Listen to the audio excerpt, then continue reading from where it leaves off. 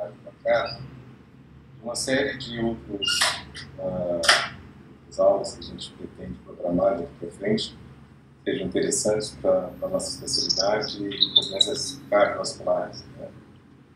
E se for algo interessante em relação à rigidez vascular, eu acho que a nossa prática clínica, normalmente o que a gente vê hoje em dia, é você pegar o paciente cronologicamente mais idoso e tratar a placa aterosclerótica, né? Então o paciente já chega com doença carotide, já chega em oclusão arterial crônica, aneurisma, e a gente tem essa prática de tratar essas doenças, né?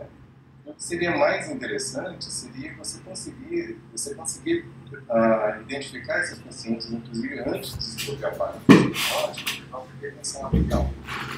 Então, onde existem esses biomarcadores, né? E hoje a Adriana e a vão falar sobre a velocidade de onda de pulso, e a identificação desses pacientes, desses fatores de risco precocemente, ainda no fase subclínica. Então, a doutora Adriana é cardiologista pela FAMERP, fellow no investimento arterial, fez fellow na Universidade de Minas, Portugal, e hoje mestre em Ciências de Saúde pela UFG, e hoje faz parte do nosso corpo clínico também, né, Adriana? Sim. E a doutora Ana Bittencourt, cirurgiã vascular pela UFG, especialista em ecodoppler e mestranda em Ciências de Saúde pela UFG também. Bem-vindas hoje, a palavra fica com a Adriana, e ao final das apresentações a gente abriria para os questionamentos. Obrigada, doutor Rádio. Primeiramente, gostaria de agradecer pelo convite. Me sinto muito orgulhosa de poder fazer parte dessa equipe, né, do Instituto Raja, né, de Angiologia, uma equipe tão renomada aqui no nosso estado de Goiás. Primeiro, eu só queria confirmar se está todo mundo vendo a apresentação, se está ok? Doutor Raja, me dá um ok. Sim, está tudo bem, dá para ver. Então, o tema hoje que foi proposto é a avaliação do dano vascular e qual é a importância da prática clínica. Assim como já foi apresentado aqui pelo Dr. Raja, né?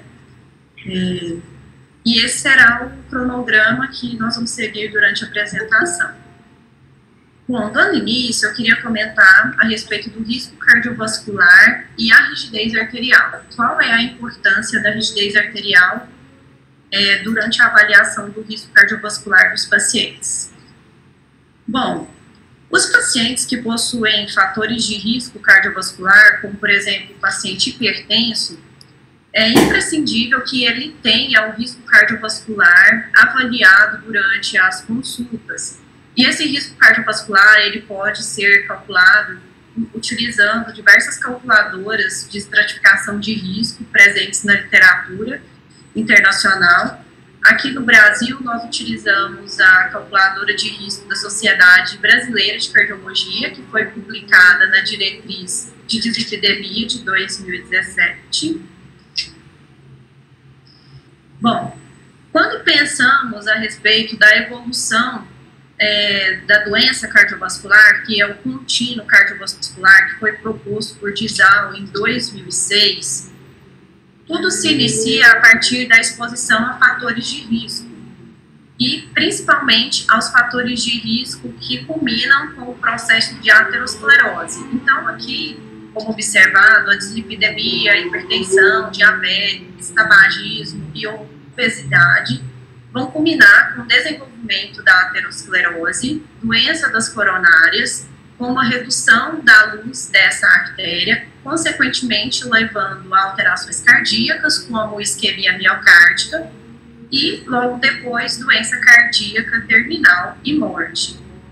Porém, em 2010, Oruch e seus colaboradores propuseram um novo modelo de contínuo do envelhecimento cardiovascular, que englobaria nesse contínuo o processo de arteriosclerose, que é um processo que acomete principalmente as alterações que ocorrem na camada média do vaso, enquanto a aterosclerose contempla alterações que ocorrem na camada íntima. Então, nesse novo modelo de contínuo do envelhecimento cardiovascular, O início acontece a partir da exposição de um único fator de risco, que é o envelhecimento vascular. Então, com o passar dos anos, o processo de envelhecimento das artérias vai levar a uma degeneração da camada média do vaso, onde vão ocorrer alterações com destruição das fibras de elastina desta camada, substituição pelo colágeno, calcificação da camada média desse vaso, além de secreção aumentada de substâncias inflamatórias também pelas células musculares lisas. Todo esse processo ele dá origem ao que chamamos de rigidez aórtica aumentada, que vai fazer com que essa artéria tenha a sua complacência diminuída e, consequentemente, ao aumento da sua dilatação. Dessa forma, todo esse contínuo de envelhecimento cardiovascular levaria não só à formação da doença cardíaca terminal, mas também à doença renal e cerebral terminal. Bom, a partir do conhecimento desse processo de envelhecimento vascular, foram estudados a presença de 3 fenótipos que podem ser observados quando se fala a respeito de envelhecimento dos vasos. E aqui, gostaria de salientar o envelhecimento vascular acelerado. O que significa isso? Significa que a idade cronológica, ou seja, a idade de nascimento do indivíduo, ela vai ser diferente da idade dos vasos. Nessa ocasião, os vasos eles seriam mais velhos do que a idade cronológica do indivíduo. Então, os pacientes que passam por esse processo de envelhecimento, eles vão experimentar em etapas mais jovens um aumento da pressão arterial sistólica, lesões de órgãos-alvo subclínicas e eventos cardiovasculares quando comparado aos outros fenótipos. E nessa curva azul tem se representado o envelhecimento vascular saudável, onde a idade cronológica seria exatamente a mesma da idade vascular, e os indivíduos denominados como supernova, que eles têm um envelhecimento vascular supernormal, onde a idade dos seus vasos seriam muito mais jovens do que a sua idade cronológica. Bom,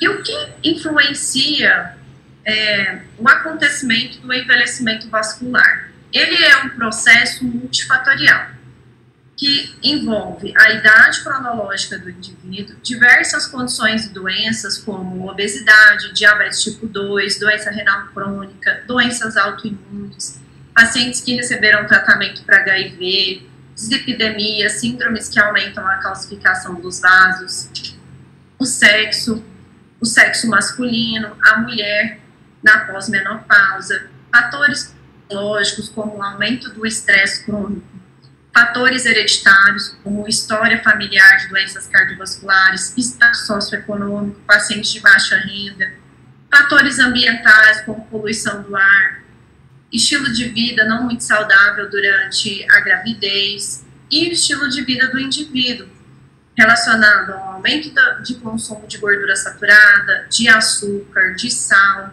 tabagismo, etilismo, abuso de drogas, sedentarismo. Então, toda a somatória desses fatores culminam com esses fenótipos de envelhecimento vasculares.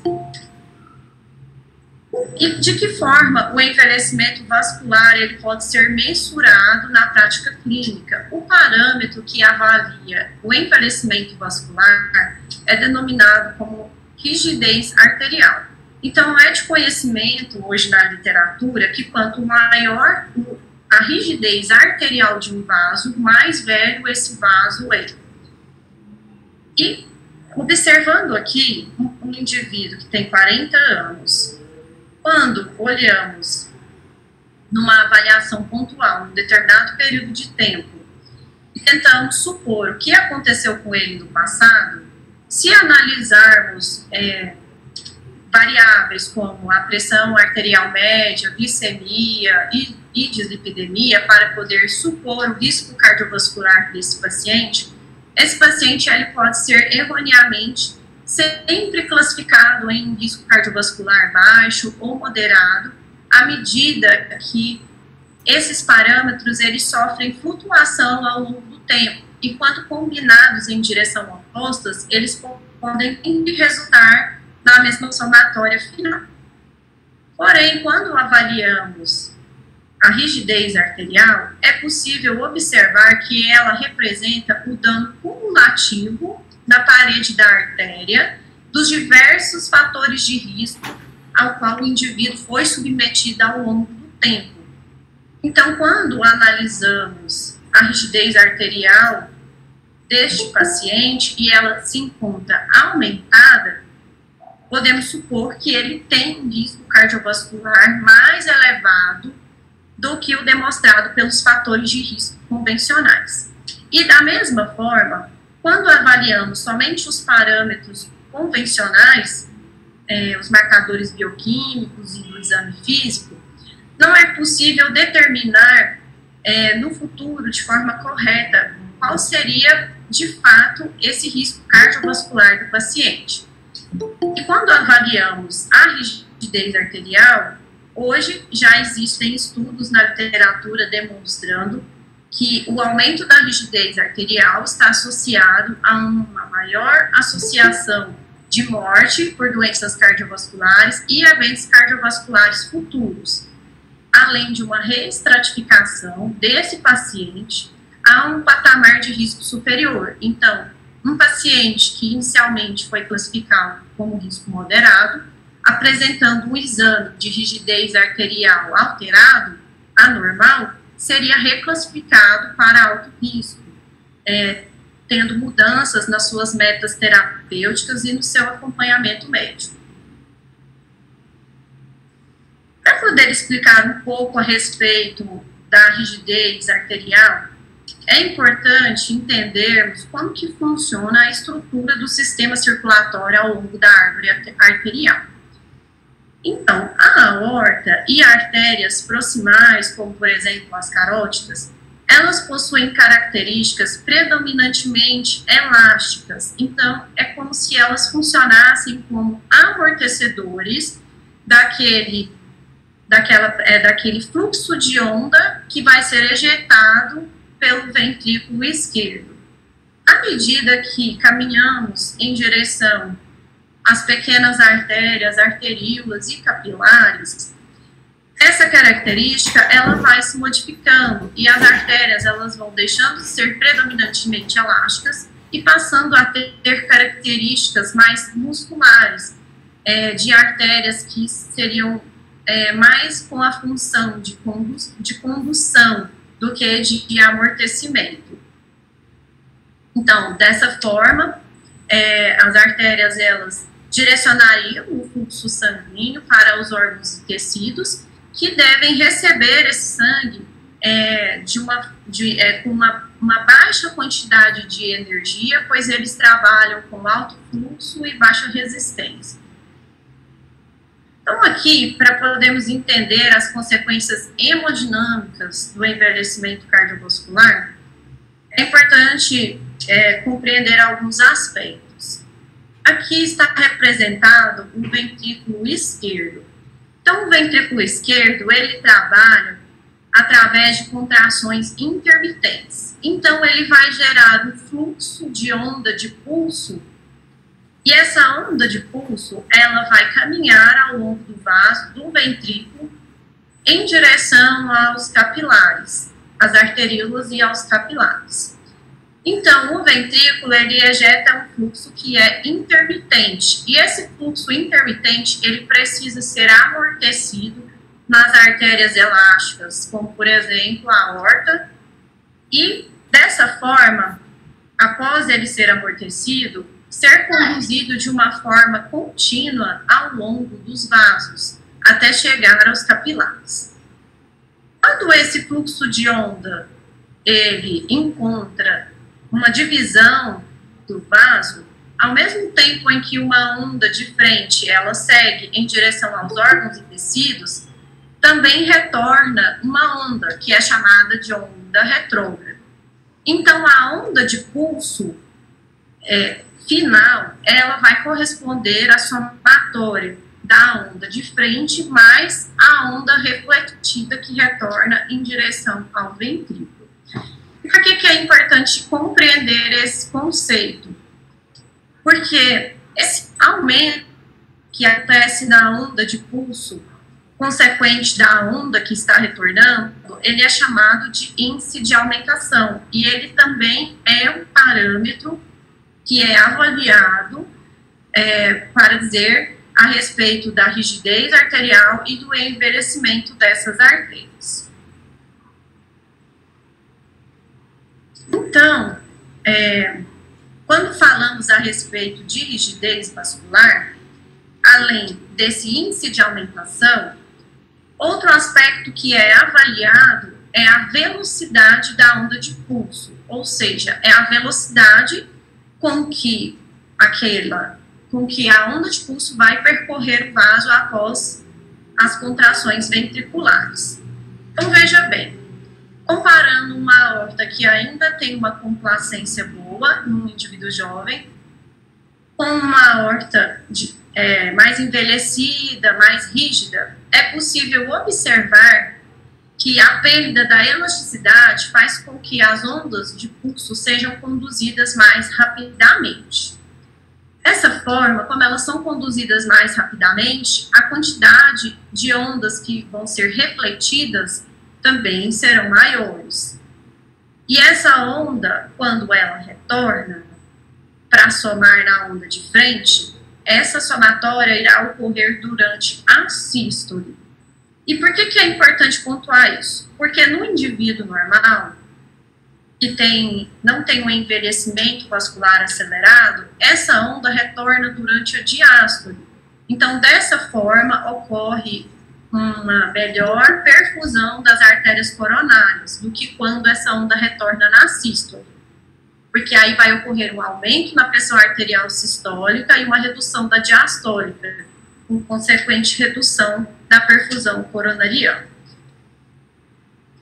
Então, essa velocidade da onda de pulso, quando ela chega aumentada nos órgãos e tecidos, esses órgãos, eles são projetados para poder trabalhar com um alto fluxo e uma baixa resistência vascular. Então, quando essa energia chega com grande pulsatilidade nesses órgãos, isso vai levar às lesões de órgãos-alvos tão conhecidas, aqui com alterações no cérebro, com predisposição a acidente vascular encefálico e demência, alterações miocárdicas, como insuficiência cardíaca, disfunção miocárdica, redução da reserva de fluxo coronariano e doença renal crônica, além de acometimento de outros órgãos.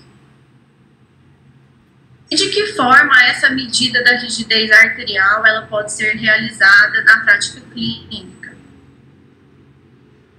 Bom, então, a velocidade da onda de pulso, ela corresponde à seguinte equação matemática, que seria a distância da onda formada na carótida até a onda formada na artéria femoral, dividida pelo tempo que a onda leva para percorrer essa distância. Então, isso seria, de uma forma mais simplificada, o que é a velocidade da onda de pulso.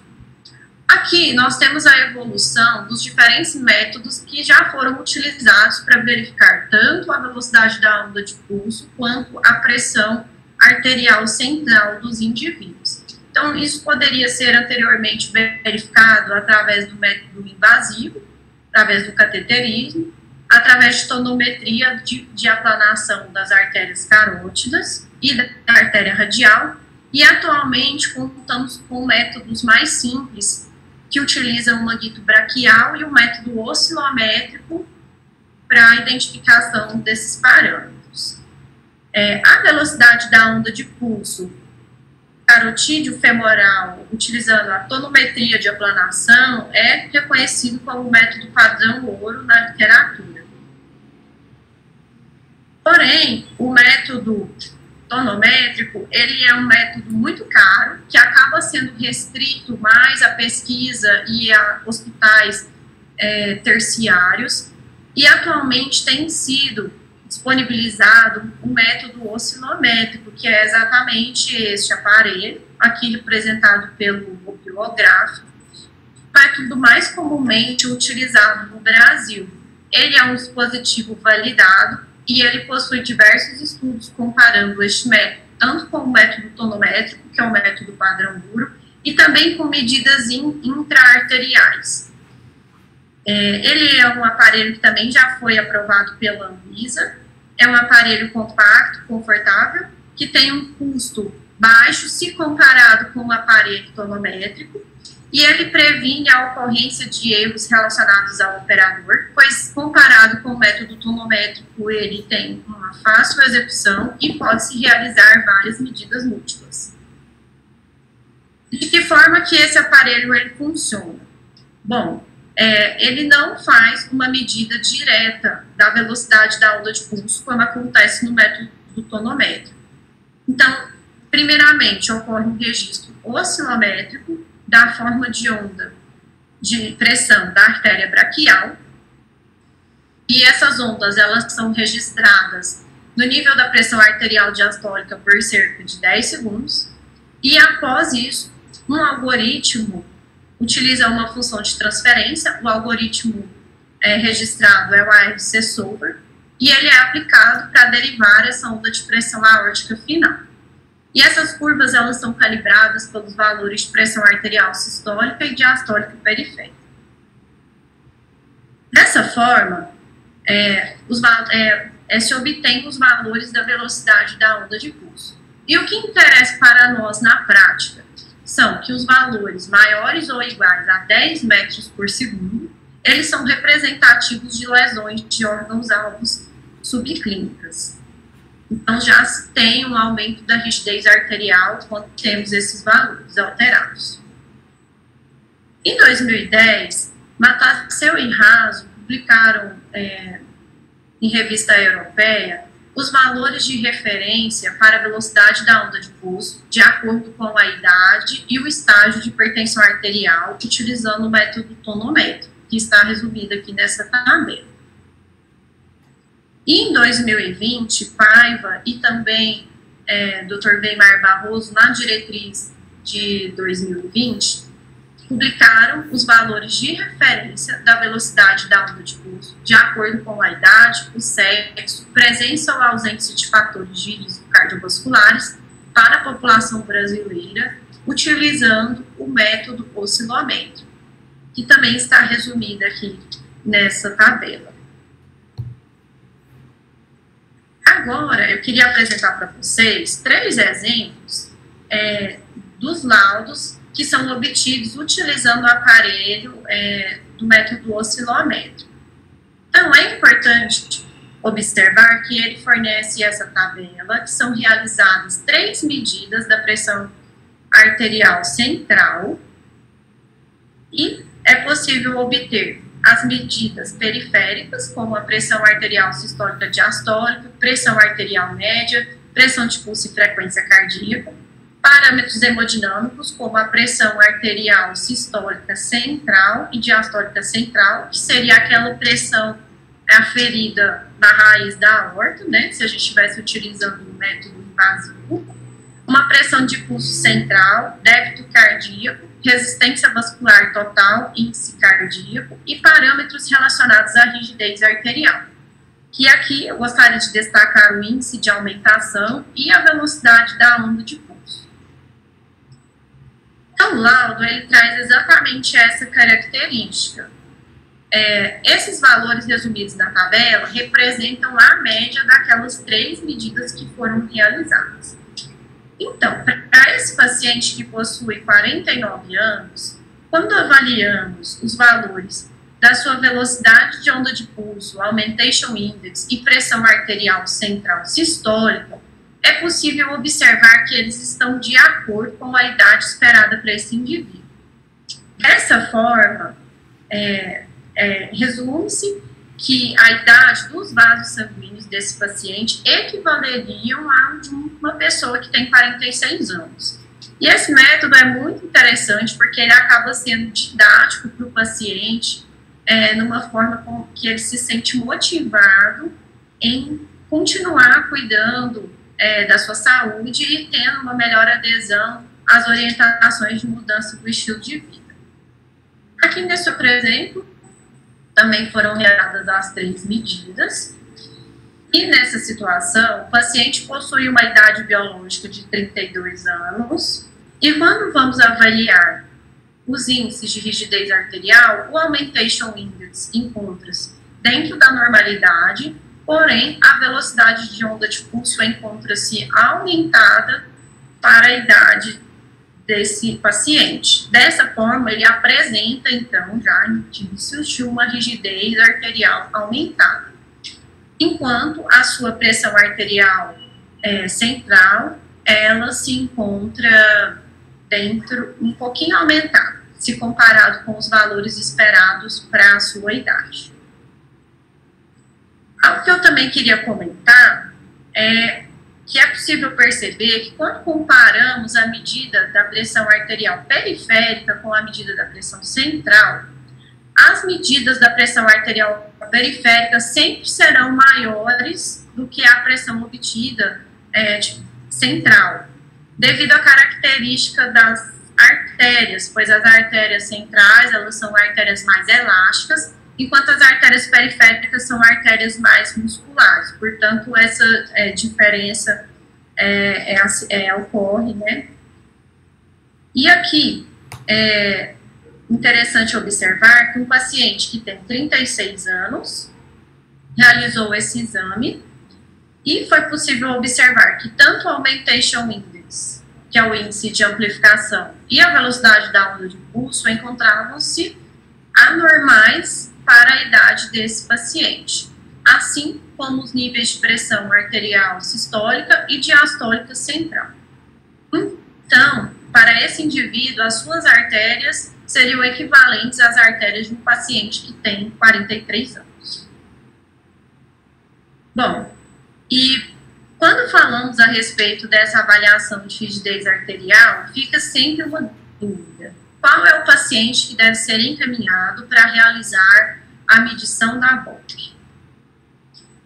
Na literatura, podemos encontrar esse artigo, que foi publicado em 2019, pelo Dr. Vlachopoulos, que ele é um dos grandes estudiosos da velocidade da onda de pulso no mundo, e ele desenvolveu um score através da avaliação de 3.943 pacientes hipertensos, que foram avaliados utilizando o método tonométrico, e o score que ele desenvolveu e validou é chamado de score SAGE, que engloba essas 4 variáveis, sendo que o S corresponde à pressão arterial sistólica periférica, o A, a idade, o G, a glicemia de jejum, e o E, a estimativa de filtração glomerular pelo índice CKD-R. Então, a soma dessas variáveis, ela varia o score de pontuação de 0 até 17 pontos. O ponto de corte encontrado para ele, por esse autor, foi um valor maior ou igual a 8. O que isso representa? Então, o paciente que tiver uma pontuação maior ou igual a 8, ele tem uma alta probabilidade de ter a velocidade de onda de pulso aumentada. E dessa forma, ele deveria ser encaminhado para poder realizar esse exame. Com esse ponto de corte, 1 a cada 5 pacientes hipertensos seriam encaminhados para poder realizar a medição da velocidade da onda de pulso. Bom, e o score SAGE, ele também foi aplicado na nossa população brasileira. Isso foi fruto do meu trabalho de mestrado, que vai ser publicado no Journal of Human Hypertension, uma revista da Nature, e ele também tem como coautor o Dr. Vlachopoulos, que foi quem criou o score SAGE original. Então, assim como o estudo dele, o meu estudo também seguiu o mesmo modelo, sendo um estudo transversal, e teve uma amostra final de 837 prontuários que foram incluídos nesse estudo. Aqui constam os critérios de exclusão, que também seguiram a mesma padronização do estudo original. E o score obtido para a nossa população brasileira, utilizando o método oscilométrico, foi de 7. Então, os pacientes que têm um score de 6 maior ou igual a 7 teriam uma alta probabilidade de ter a velocidade da onda de pulso e deveriam ser encaminhados para a realização desse exame. Esse teste possui uma especificidade de 90,95% e ele encaminharia 1 a cada 3 hipertensos para poder realizar essa medida. Essa tabela, ela resume o score 6. Então, aqui como exemplo, um paciente que teria 50 anos, que tem uma glicemia de jejum menor que 126, uma pressão arterial sistólica de 160 e uma função renal normal, com clírice de creatinina por CKDF maior ou igual a 90, teria uma pontuação do score 6 de 7, e ele deveria, então, ser encaminhado para poder realizar esse exame da medida da velocidade da onda de pulso. E qual é o cenário atual quando pensamos em artigos publicados nesse tema? Em 2015, Townsend publicou na American Heart Association recomendações para melhora e padronização das pesquisas relacionadas à rigidez arterial, onde ele viu como classe 2A e nível de evidência A que seria razoável fazer a medida da rigidez arterial clinicamente e que ela seria determinada pela velocidade da onda de pulso. Que a rigidez arterial, ela deveria ser determinada de forma não invasiva através da velocidade da onda de pulso carotídeo femoral, com o nível de evidência 1A, e que seria razoável realizar a medida da rigidez arterial para se obter informações adicionais da estratificação de risco cardiovascular e, assim, prever eventos cardiovasculares futuros, uma classe 2A e um nível de evidência A. Depois vieram outras publicações. Em 2015, Vlachopoulos, ele fez uma publicação sobre a utilização de biomarcadores vasculares na prevenção primária e secundária, e aqui foi-se indicado, considerado a utilização da velocidade da onda de pulso carotídeo femoral como um marcador adicional na predição de risco cardiovascular, uma classe de evidência 2A, um nível de evidência B.